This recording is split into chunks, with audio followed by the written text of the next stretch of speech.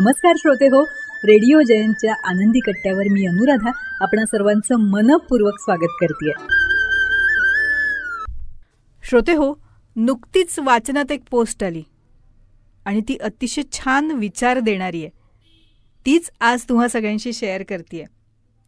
सुख म्हणजे काय?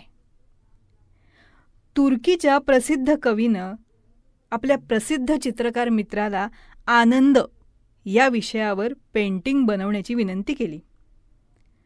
तर त्या चित्रकारानं अंथरुणावर शांत झोपलेल्या कुटुंबाची पेंटिंग बनवली.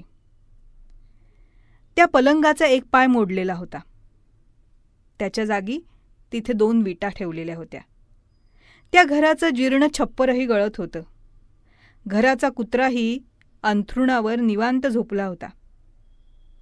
हे चित्र अजरामर झालं. आणि या चित्राकडे जर आपण बघितलं तर खरंच कळतं की खरा आनंद म्हणजे नेमकं काय, खरं समाधान म्हणजे नेमकं काय, खरं सुख म्हणजे नेमकं काय. खरं तर सुख म्हणजे अडचणींचा अभाव नाही, तर सुख म्हणजे संकटाच्या परिस्थितीचा सहज स्वीकार आहे. परिस्थिती कितीही वाईट असली ना तरी जे काही आहे त्यात चांगलं बघण्याचा प्रयत्न करण्याची गरज आहे. ज्या गोष्टी आपल्या हातात नाही त्या गोष्टींचं दुःख करणं थांबवायला हवंच.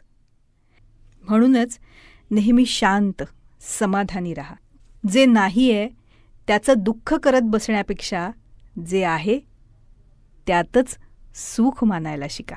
तर श्रोते हो, आजचा हा विचार तुम्हाला कसा वाटला याविषयी आम्हाला आपल्या प्रतिक्रिया जरूर कळवा. त्याचबरोबर रेडिओ जयंतनं चतुरस्त्र हा पॉडकास्ट सुरू केलेला आहे आणि या पॉडकास्टमध्ये प्राध्यापक, लेखक, कवी, नाटककार श्री रमेश कोटस्थाने यांच्याशी साधलेला दिलखुलास संवाद आपण बघणार आहात.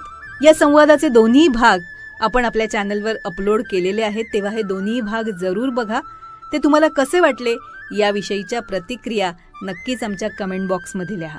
त्याचबरोबर श्री रमेश कोटस्थाने लिखित खुळा पाऊस या पुस्तकाचं अभिवाचनही रेडिओ जयंतवर उपलब्ध आहे. ते देखील जरूर ऐका आणि त्याविषयी देखील आपल्या प्रतिक्रिया आम्हाला नक्की कळवा.